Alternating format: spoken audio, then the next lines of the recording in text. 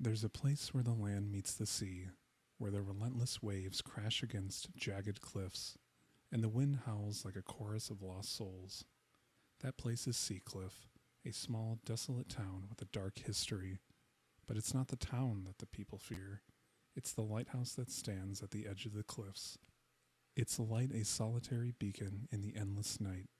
For decades, the lighthouse has been shrouded in mystery, its walls echoing with the cries of the damned.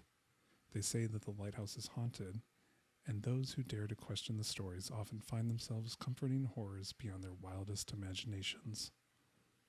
Seacliff's lighthouse had stood for over a century, guiding ships safely through the treacherous waters of the coast. But its light wasn't the only thing that shone in the darkness.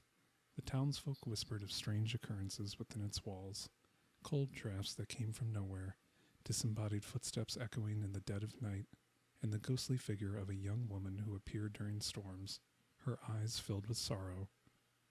The lighthouse keeper, Harold, had lived in the lighthouse for years, his life intertwined with its dark past. He was a solitary man, content with his quiet existence. But the stories of the haunting weighed heavily on him. He had seen things, unexplained movements in the shadows, fleeting glimpses of the ghostly woman, and objects that seemed to move on their own. But Harold was not a man to be easily frightened. He believed that the lighthouse held no power over him, that the spirits were simply echoes of the past, harmless and bound to the walls they haunted.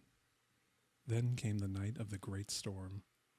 The wind howled like a banshee, and the sea roared with fury as the storm battered the coast.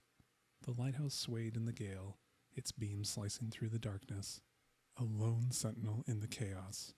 Harold was in the lantern room, tending to the light, when he heard it, a soft, almost imperceptible sobbing. He froze, his heart pounding in his chest.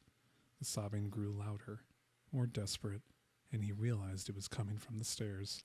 With a sense of dread, Harold descended the spiral staircase, the sobbing echoing around him. The air grew colder with each step, and the light from his lantern flickered as if struggling against the dark. He reached the bottom of the stairs, and there she was, Emily, the ghostly figure the townsfolk spoke of in hushed tones. Emily had been a young woman who lived in Seacliff many years ago. She was engaged to a sailor, a man she loved deeply, but one stormy night his ship was lost at sea, swallowed by the merciless waves. Emily, heartbroken, had thrown herself from the cliffs, her body claimed by the same sea that had taken her love. But her spirit didn't find peace. Instead, it was bound to the lighthouse, forever searching for her lost love, forever mourning what could never be. As Harold watched, Emily turned to face him. Her eyes were hollow, dark voids that seemed to pull him in. She opened her mouth to speak, but instead of words, a torrent of seawater gushed forth, soaking the floor and filling the room with the stench of salt and decay. Harold stumbled back, his lantern falling from his grasp and shattering on the stone floor. The light flickered out, plunging him into darkness. The sobbing continued, but now it was joined by other sounds, scratching like nails on wood, and a low, guttural moaning that seemed to come from the very walls. Harold tried to flee, but the darkness was disorienting, the sounds growing louder, closer. He could feel the cold seeping into his bones, his breath coming in ragged gasps. He turned to the staircase, but the way was blocked by shadowy figures, their forms shifting and writhing, their faces twisted in agony. In his panic, Harold stumbled through the door and found himself in a room he didn't recognize. It was small, cramped, and the walls were covered in a damp, moldy wallpaper. A single window looked out over the sea, but the view was distorted, as if through the veil of water. The room was empty except for an old, battered chest in the corner. Compelled by a force he couldn't resist, Harold approached the chest and opened it. Inside was a tangle of ropes, heavy with seawater, and a single piece of jewelry, a delicate locket on a silver chain. Harold picked up the locket, and as he did, a vision flashed before his eyes. He saw Emily, standing on the cliffs, the locket in her hand. He saw her open it, revealing a tiny portrait of her lost love. Then he saw her step off the edge, her face serene, as if she was finally joining him in the depths. The vision faded, and Harold was once again in the damp, dark room. But he wasn't alone.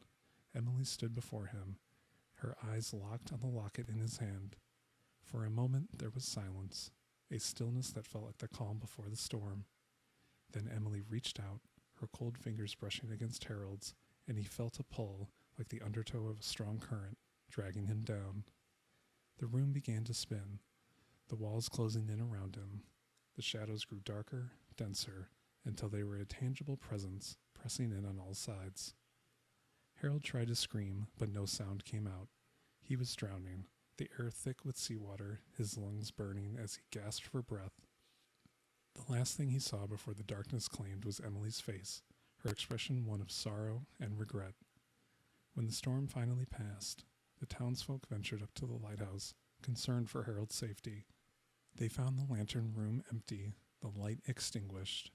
There was no sign of Harold, only a trail of wet footprints leading down the stairs and out to the cliffs. The villagers searched the shoreline, but all they found was an old, tarnished locket washed up on the rocks, its chain tangled in the seaweed.